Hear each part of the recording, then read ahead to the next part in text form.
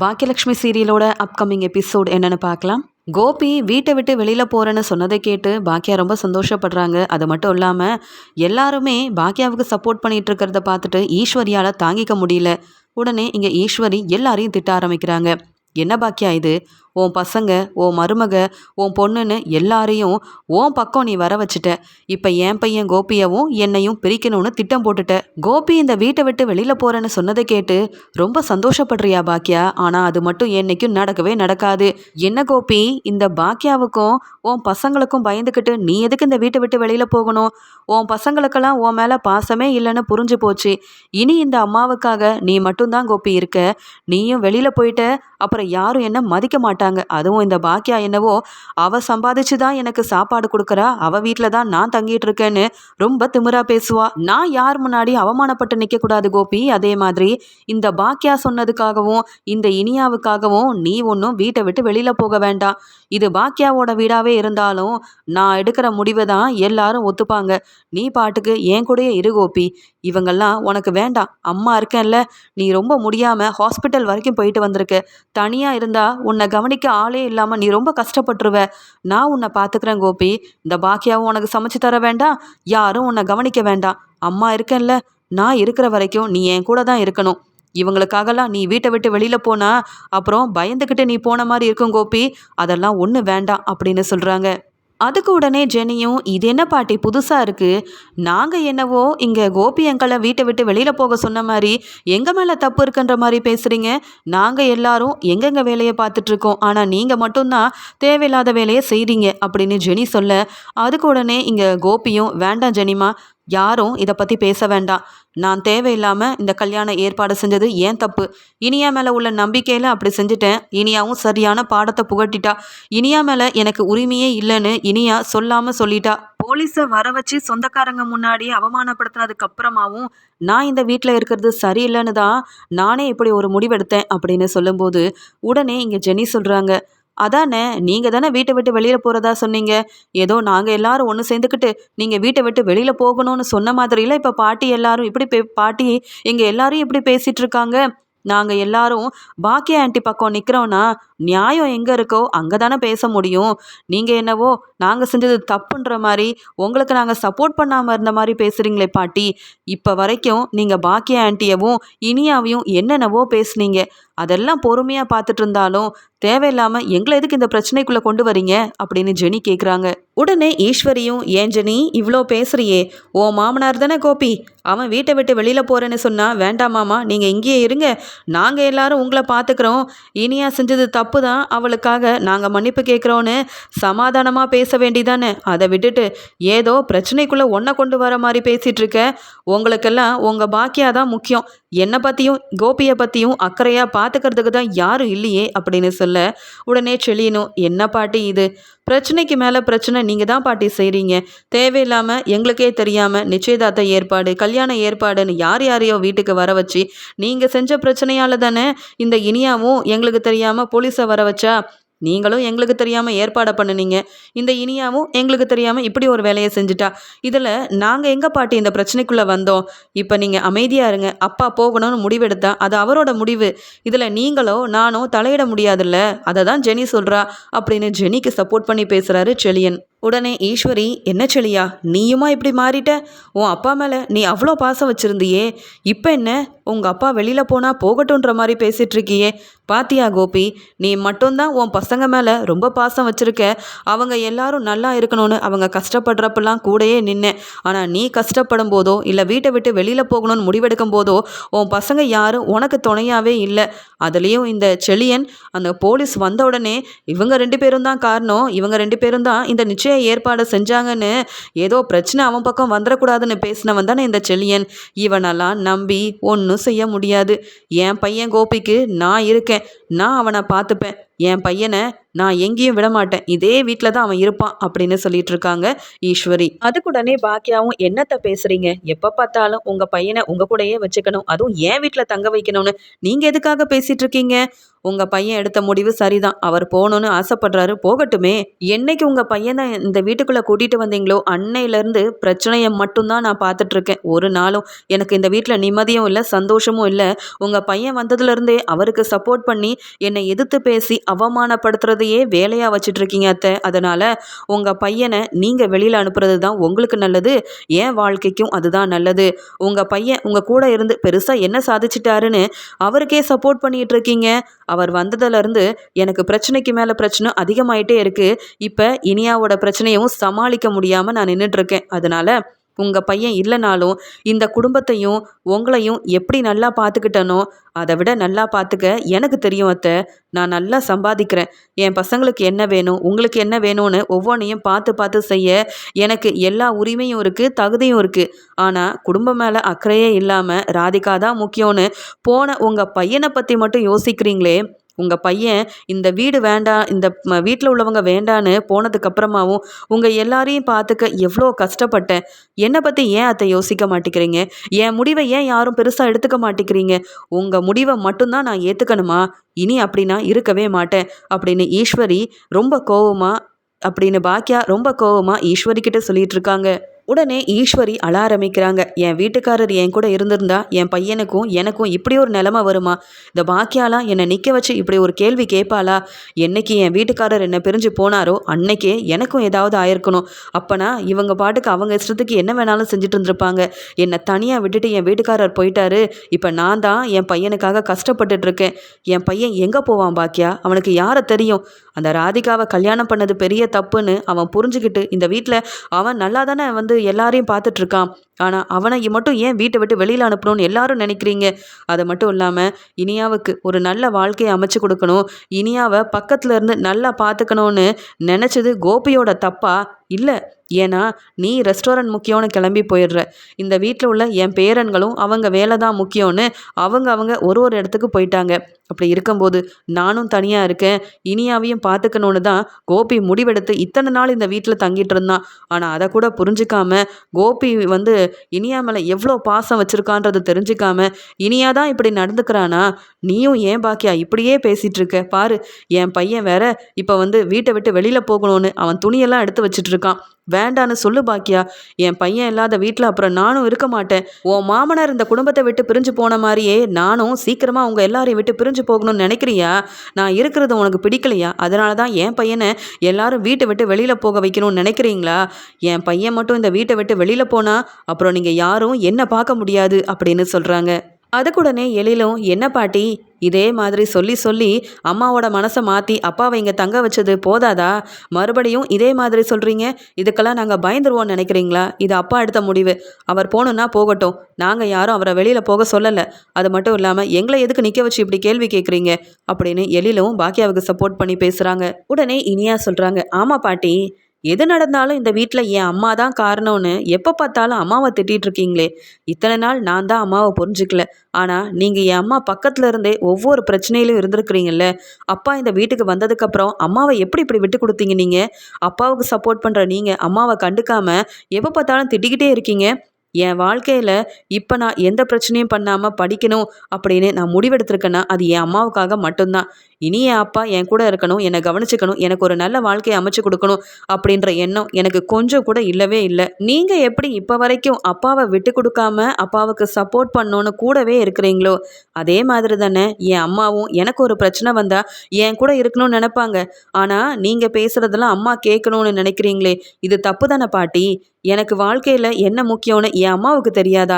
நீங்கள் யார் பாட்டி எனக்காக கல்யாண ஏற்பாடெல்லாம் செய்ய? அந்த கோவத்தில் தான் நான் போலீஸை வர வச்சேன். ஆனால் அதுக்கும் காரணம் என் அம்மா தானே திட்டுறீங்க. இதெல்லாம் உங்களுக்கு கொஞ்சமாவது பேச நியாயமாக இருக்கா பாட்டி அப்படின்னு சொல்ல, உடனே கோபியும் கையில் பையோடு நிற்கிறாரு. அம்மா நான் கிளம்புறேம்மா அப்படின்னு சொல்கிறாரு. உடனே ஈஸ்வரி சொல்கிறாங்க, நான் தான் சொன்னேனே கோபி, நீ இந்த வீட்டிலேருந்து போனால் என்னை யாரும் அப்புறம் பார்க்க முடியாது, அப்புறம் ஓ முடிவு அப்படின்னு சொல்லிட்டு இருக்கும்போது இங்கே இனியா சொல்கிறாங்க, அப்பா நீங்கள் எடுத்த முடிவு சரியான முடிவு.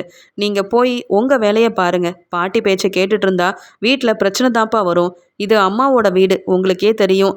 அதனால நீங்கள் சந்தோஷமாக கிளம்புங்கப்பான்னு சொல்ல, ஈஸ்வரி இருந்த கோவத்தில், போதும் இனியா, என் பையனை வெளியில் அனுப்ப நீ யார் முதல்ல? உங்கள் அம்மா பேச்சை கேட்டுக்கிட்டு பிரச்சனை செய்கிறது நீ. படிக்க வேண்டிய நேரத்தில் படிக்காமல் ஆகாஷ் கூட பேசுகிறேன், சிரிக்கிறேன், விரும்புகிறேன்னு சொல்லி இப்படி எங்களை அவமானப்படுத்திட்டு என் பையனை வீட்டை விட்டு வெளியில் அனுப்பி உன் அம்மா பேச்சை கேட்டுக்கிட்டு அந்த ஆகாஷையே கல்யாணம் பண்ணிக்கலான்னு நினைக்கிறியா? முடியவே முடியாது. வாக்கியா, இது எல்லாமே ஓன் திட்டம் தானே. இனியாவை இப்படி பேச சொல்லி கற்றுக் கொடுக்குறதே நீ தானே. இனியா கிட்ட சொல்லி போலீஸை வர வச்சு என்னையும் இங்கே கோபியவும் எங்கள் சொந்தக்காரங்க முன்னாடி அவமானப்படுத்துனது மட்டும் இல்லாமல் இப்படி போலீஸ் முன்னாடியும் தலை குனிய வச்சு இப்பயும் உன் பொண்ணை பேச விட்டு பார்க்குறியா நீ? கோபி இந்த வீட்டில் இருக்கிறது உனக்கு பிடிக்கலன்னா அதுக்கு காரணம் அந்த செல்வி மேலே உள்ள பாசத்துலையும் அக்கறையிலையும் தானே. இங்கே கோபி வீட்டை விட்டு வெளியில் போயிட்டா கேள்வி கேட்க யாரும் இருக்க மாட்டாங்க. எனக்கோ வயசாயிருச்சு, நான் பேசுகிறத நீ கண்டுக்கவே மாட்ட, எனக்கு நல்லா தெரியும். அப்புறம் இந்த ஆகாஷ்க்கும் இங்கே இனியாவுக்கும் கல்யாணம் பண்ணி வைக்கணும். இந்த திட்டத்தில் தானே கோபியை வீட்டை விட்டு வெளியில் போக சொல்கிற. பாத்தியா கோபி, இவங்க 2 பேரும் சேர்ந்து எப்படி திட்டம் போடுறாங்கன்னு. நீ போகக்கூடாது கோபி, அந்த பையன் என்கிட்ட கொடு. நீ வீட்டை விட்டு வெளியில் போனா அப்புறம் இந்த பாக்கியா ஓம் பொண்ணு இனியாவுக்கு போயும் அந்த செல்வியோட பையனை கல்யாணம் பண்ணி வச்சிருவா. இதெல்லாம் நம்ம பார்த்துட்டு இருக்கணுமா என்ன? வேண்டவே வேண்டாம். இந்த வீட்டில் இருக்கிற வரைக்கும் தான் கொஞ்சமாவது இந்த பாக்கியா அமைதியாக இருப்பா. இல்லை அவன் நினைக்கிறத செஞ்சு நம்மளை அவமானப்படுத்திடுவா. இவங்க அந்த ஆகாஷ் கூட இனியாவுக்கு கல்யாணம் பண்ணி வைக்கணும்னு நினைக்கிறத நாம் நடக்க விடக்கூடாது. அதுக்காகவாது இந்த வீட்டில் நீ இருந்து தான் ஆகணும் அப்படின்னு வீட்டை விட்டு கிளம்புன கோபியவும் போக விடாமல் இப்படி சொன்ன உடனே இங்கே கோபி யோசிக்கிறாரு, அம்மா சொல்கிறது உண்மையா? அப்போ இனியாவுக்கு அந்த ஆகாஷை கல்யாணம் பண்ணி வைக்கவா பாக்கியா என்னை வீட்டை விட்டு வெளியில் போக சொல்கிறா?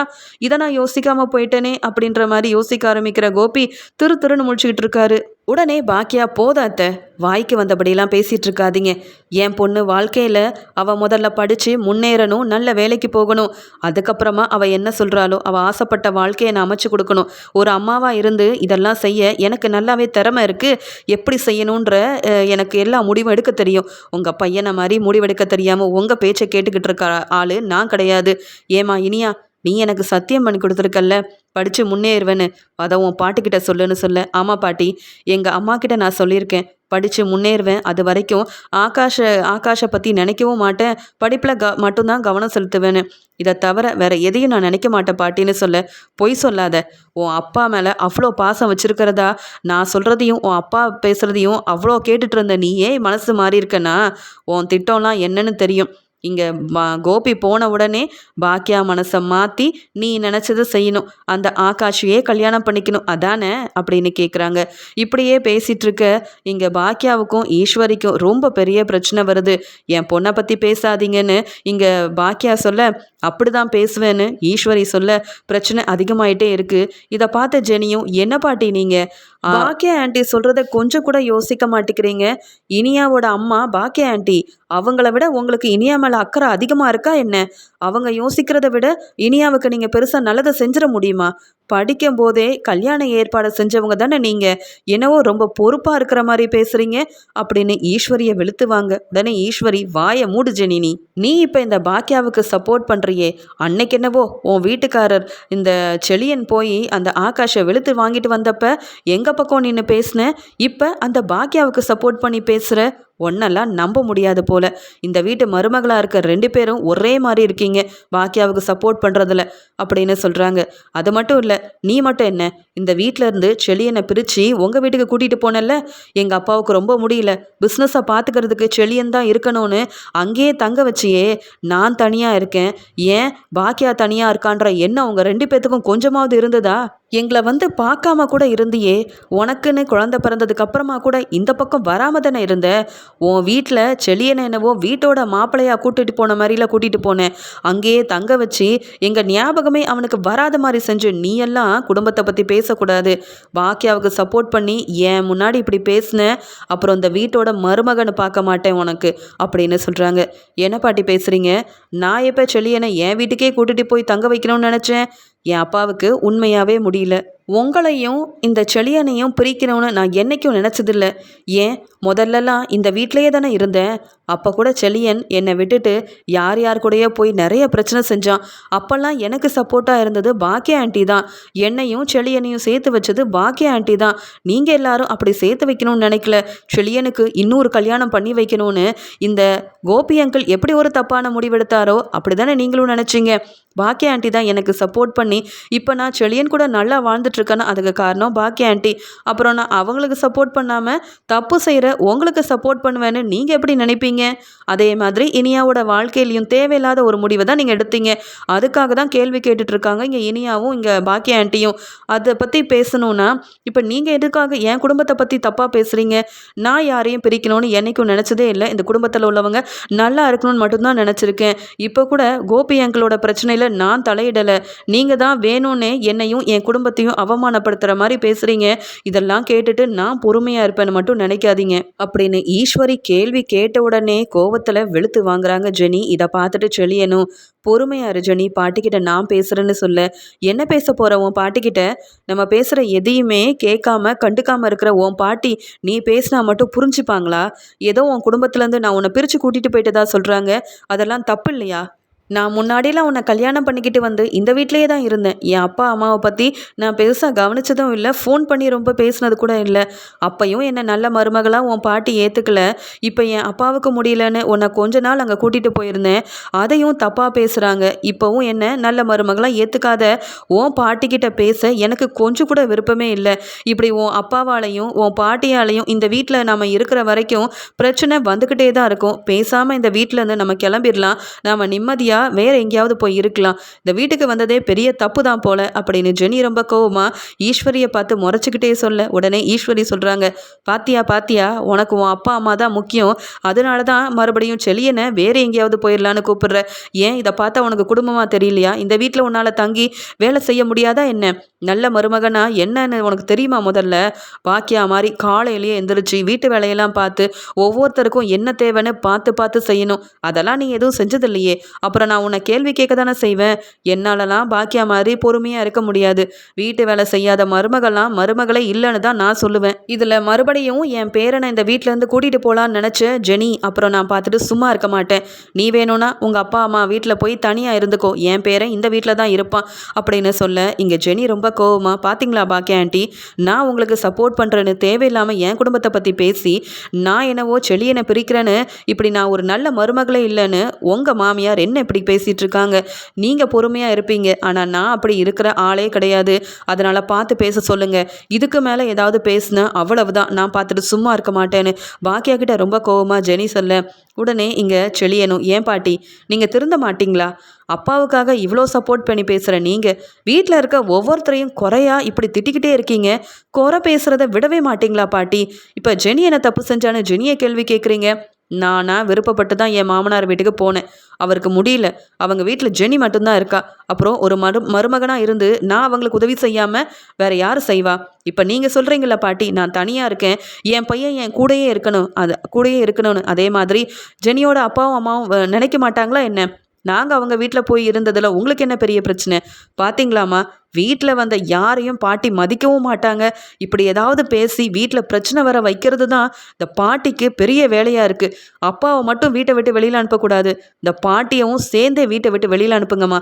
அப்போ தான் இவங்க 2 பேர்த்துக்கும் கொஞ்சமாவது குடும்பம்னா என்னென்னு புரிய வரும் அப்படின்னு என்றைக்கும் இல்லாமல் ஜெனியை இப்படி ஈஸ்வரி பேசின உடனே செழியன் ரொம்ப கோவமாக ஈஸ்வரிக்கு பதில் சொல்கிறாரு, நீ பாக்கியா போதுமாத்த, வீட்டில் பிரச்சனை வந்தாச்சு, உங்களாலையும் உங்கள் பையன் கோபியாலையும். ஏன் கோபி, பசங்க வீட்டுக்கு வந்தால் நான் சந்தோஷமாக இருப்பேன்னு நினச்சி தானே கூட்டிகிட்டு வந்தீங்க. ஆனால் என்னைக்காவது சந்தோஷமாக இருக்க விடுறீங்களா? பசங்களை பற்றியோ இல்லை என் மருமகளை பற்றியோ இப்படி பேசுகிறதுக்கு உங்கள் அம்மாவுக்கும் உங்களுக்கும் முதல்ல என்ன உரிமை இருக்குது? இல்லை என்ன தான் தகுதி இருக்குது? அவங்க மனசை வேதனைப்படுத்துகிற மாதிரி எதுக்காக 2 பேரும் நடந்துக்கிறீங்க?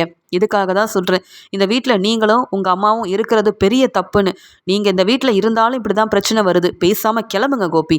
உங்கள் அம்மா பேச்சை கேட்டுக்கிட்டு இன்னும் எனக்கு பெரிய பிரச்சனையாக வந்து நிற்காதீங்க அப்படின்னு சொல்ல, வீட்டில் இருக்க இருக்க இங்கே கோபியோட பசங்க மட்டும் இல்லாமல் மருமக எல்லாருமே கோபி மேலேயும் ஈஸ்வரி மேலேயும் ரொம்ப கோபமாக இருக்கிறாங்க. ஈஸ்வரி உடனே, ஜெனி பாத்தியா, உன்னால் உன் அத்தை என்ன எதிர்த்து பேசிகிட்டு இருக்கா, எல்லாத்துக்கும் காரணம் நீ தான். இந்த வீட்டில் உள்ள மருமகளை தகுதியான இடத்துல இருந்து பார்த்து கூட்டிகிட்டு வந்திருந்தா கொஞ்சமாவது மதிப்பு மரியாதையும் கொடுத்து பேசியிருப்பாங்க. இந்த அமிர்தாவாக இருக்கட்டும் ஜெனியாக இருக்கட்டும், எனக்கு பிடிக்காதுன்னு தெரிஞ்சே தானே இங்கே எழிலுக்கும் இங்கே செழியனுக்கும் கல்யாணம் பண்ணி வச்சா இந்த பாக்கியா. அதனால தான் பாக்கியாவுக்கு சப்போர்ட் பண்ணுறாங்க. இப்படிப்பட்ட குடும்பத்திலேருந்து நானாக இருந்தால் மருமகளை இந்த வீட்டுக்கு கூட்டிகிட்டு வந்திருக்கவே மாட்டேன் அப்படின்னு ஜெனியை பார்த்து சொல்ல, போதும் பாட்டி, நீங்கள் முதல்ல வாயை மூடுங்க. நீங்கள்லாம் என் அம்மா அப்பாவை பற்றியோ இல்லை எங்கள் குடும்பத்தை பற்றியோ பேச உங்களுக்கெல்லாம் எந்த தகுதியும் இல்லை. ஏன்னா உங்களை மாதிரி என் அம்மா அப்பா என்னைக்கும் யார் மனசையும் வேதனைப்படுத்தவும் மாட்டாங்க, இப்படி நிற்க வச்சு கேள்வி கேட்டு அவமானப்படுத்தவும் மாட்டாங்க. அவங்க வேலையை மட்டும்தான் பார்ப்பாங்க. அதுவும் அவங்க வீட்டில் இருக்கிறாங்க. அவங்க என்னைக்காவது உங்களை அசிங்கப்படுத்தியிருக்காங்களா? பிரச்சனைன்னு வந்தால் மட்டும்தான் எனக்கு சப்போர்ட் பண்ணுவாங்களே தவிர்த்து மற்றபடி அவங்க வேலையை பார்த்துட்டு இருக்கும்போது தேவையில்லாமல் என் அம்மா அப்பாவை பற்றியோ குடும்பத்தை பற்றியோ பேசுனீங்க, அப்புறம் நீங்கள் இந்த வீட்டில் இருக்கீங்க, பாக்கியா ஆண்டியோட மாமியாருன்னு கூட பார்க்க மாட்டேன். நான் பேசுகிற மாதிரி பேசுனா அதெல்லாம் நீங்கள் தாங்கிக்க மாட்டீங்க. போதுமா? நான் இந்த வீட்டோட நல்ல மருமகளா இல்லையான்றத பாக்கியா ஆண்டி சொல்லட்டும், நான் ஏற்றுக்கிறேன். ஏன்னா பாக்கியா ஆண்டிக்கே நீங்கள் ஒரு நல்ல மாமியாரா இல்லை. அப்படி இருக்கும்போது என்னை பற்றி இப்படி பேச வேண்டிய அவசியம் உங்களுக்கு கிடையவே கிடையாது. எனக்கு சமைக்க தெரியாது, எனக்கு வீட்டு வேலை செய்ய தெரியாதுன்னா அதை பார்த்துக்கிறதுக்கு பாக்கியா ஆண்டி இருக்காங்க. நான் நல்ல மருமகன்னு எனக்கு தெரியும், செழியனுக்கு நல்ல மனைவின்னு எனக்கு தெரியும். இப்படி என்கிட்ட மற்றவங்க கிட்ட பேசுகிற மாதிரி பேசாதீங்க. செழியா வா, இங்கே நின்றுட்டு இருந்தா சரிப்பட்டு வராது. உன் பாட்டி மாதிரியே அப்புறம் நானும் பேச ஆரம்பிச்சிருவேன். இவங்க கிட்ட பேச எனக்கு கொஞ்சம் கூட இஷ்டமே இல்லை அப்படின்னு சொல்லிட்டு இங்கே ரொம்ப கோவமாக ஈஸ்வரியை வெளுத்து வாங்கிட்டு செழியனை கூட்டிகிட்டு போயிடுறாங்க. இதை பார்த்துட்டு உடனே கோபியும், அம்மா வேண்டாம்மா, எனக்கு நீங்கள் சப்போர்ட் பண்ணி பேசினா வீட்டில் உள்ள எல்லாரும் கோவப்படுறாங்க, கொஞ்சம் பொறுமையாக அமைதியாக இருங்கம்மா, நான் வீட்டை விட்டு வெளியில் போகிறது தான் நல்லதுமா அப்படின்னு சொல்லி ஜெனிக்கிட்டையும் பாக்கியா கிட்டையும் ஏன் இனியா கிட்ட கூட அவமானப்பட்டு நிற்கிற ஈஸ்வரியை சமாதானப்படுத்தி இங்கே கோபி வீட்டை விட்டு வெளியில் போக முடிவெடுக்கிறாரு. பாக்கியா வீட்டில் உள்ள பாக்கியா மட்டும் இல்லாமல் இங்கே கோபியோட பசங்க மருமகன்னு எல்லாருமே ஈஸ்வரியோட பேச்சால் ஈஸ்வரி மேலேயும் கோபி மேலேயும் ரொம்ப கோவத்தில் இருக்காங்க.